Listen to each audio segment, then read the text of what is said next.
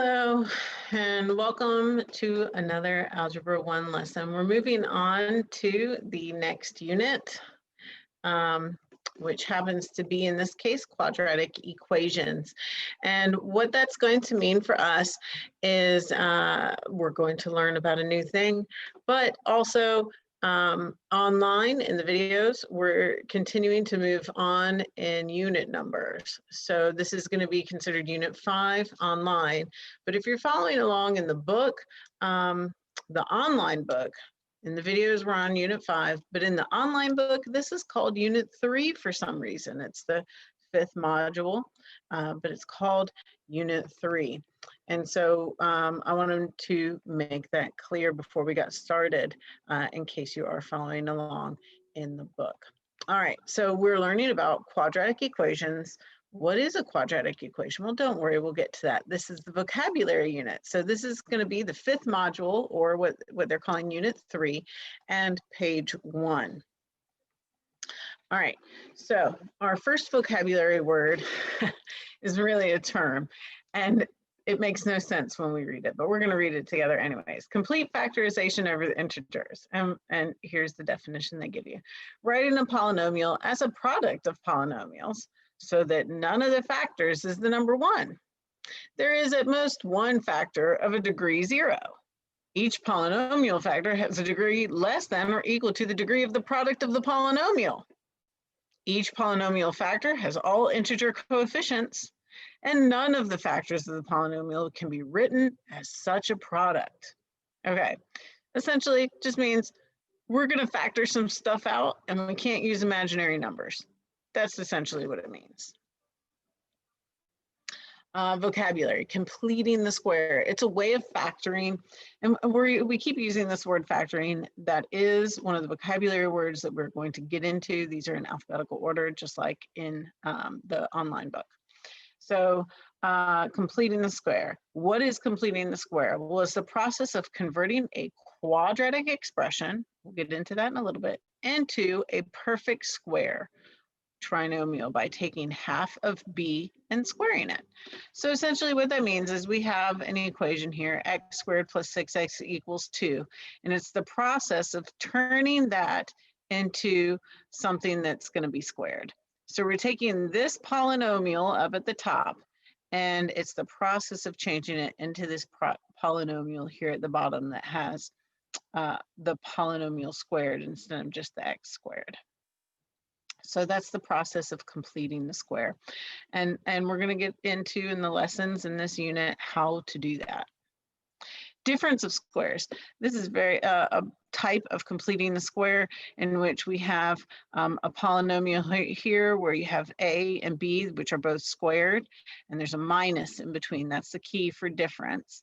And then it turns into an a plus b times an a minus b. So that is the rule for difference of squares. Factor. Now, this is the word that we've been saying the most here in this vocabulary. So to factor means to undistribute, or the process of undoing multiplication. So if I had the number 12 and I were to factor it, I could factor it into 3 times 4, 12 times 1, 6 times 2.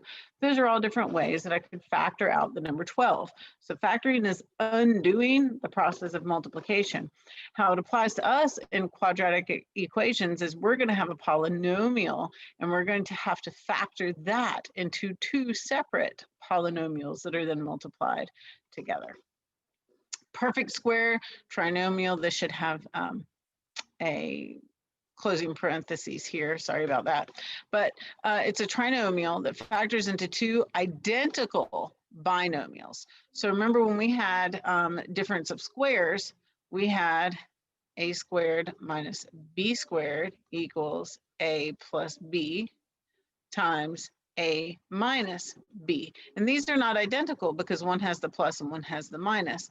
In this case, you're going to have a squared plus 2, I think it's 2ab plus b squared is going to equal a plus b squared, right? So you're going to end up with the exact same 2 factors. So it's essentially a plus b times a plus b. That's what a plus b squared is, right? And again, we'll have practice and lessons on that, so you don't need to know it now. You just need to understand that this is something we're going to cover. Next one is a quadratic equation. What is a quadratic equation? Well, that's what our whole chapter is about, so we should really know what that is. A quadratic equation is going to be any equation where you have a variable that has an exponent of 2, or degree, it's raised to the degree of 2, or squared. So y equals x squared. This is your basic quadratic equation, but it can become more complex, such as y equals -2 x minus 1 squared plus 3. Okay, this is still a quadratic equation because x is being raised to the power of 2. X is essentially being squared, okay? So a quadratic equation is an equation in which the variable is going to be squared. Oh, and also with that, it has at most 2 solutions. That's one thing you need to know about in the future. It has at most 2 solutions, okay? And so where that comes into play is when we talk about quadratic functions. So quadratic function, remember a function has only one output for every single input. So the basic quadratic equation, y equals x squared, is going to look like, kind of like a U letter, right? That's kind of like a U, maybe more like a V, but this isn't really a point, it's more of a curve. But it has a function that's going to turn. So it's changing directions right here at a vertex, right? And that's either the highest point or the lowest point, depending on what your equation is, the maximum or the minimum. It resembles an umbrella-like curve that either faces right side up, or possibly you could have a right side down one. Okay, that's why equals -x squared. This is called a parabola. Now, this is a function because you can do the straight line test and it's going to pass, right? Now, when we get into the last thing that we had just said, a quadratic equation can only have at most 2 solutions. A solution is anytime the graph is going to cross this x-axis, right? So we look here, these only have one solution because they're essentially on the axis. But if you had a parabola that looks like this, you could have 2 solutions, or a parabola that looks like this has no solutions. Okay, so at most, a quadratic equation has 2 solutions. It's possible to have 0, 1, or 2. The root. The root is the solution. So it's where the x value function has a value of 0. So if we go back to y equals x squared, there's one root and it's 0, 0. Okay, but remember, you could also have a quadratic equation that looks like this, and that would have 2 roots or 2 solutions. And you could also have one that looks like this, where there's no solutions or no roots. So root means solution. Another word is called zeros. Find the zeros of the equation. That's another way you might hear it said. All right, so some essential questions that will be answered during this unit, this module, is how is a relation determined to be quadratic? And hopefully you already have some idea of that. How do I choose the most efficient method for solving a quadratic equation? So there's going to be, you're going to learn multiple ways to solve, and you got to figure out what's the easiest for you. The solutions are always the same, but there's different ways to get there. Just like if I'm driving to the store, usually there's multiple ways to get to the store, but one is the most efficient. How do the factors of a quadratic function yield the zeros of that function? How do we find the zero roots, the solutions?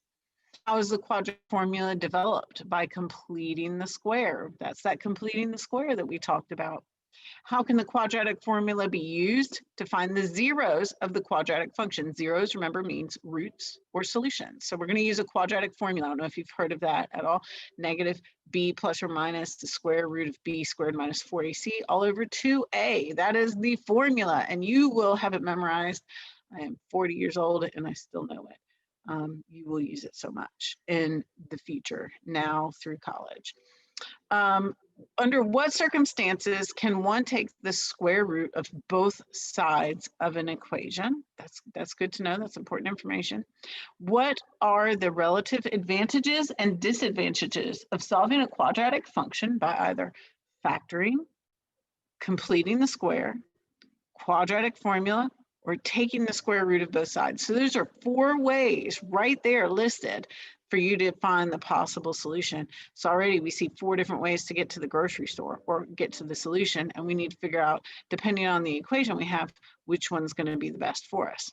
And finally, how do I interpret quadratic functions in context? So that means in real life, how does this apply? Why is this, how can I use this in real life situations? And so we're going to see some of that in the modeling.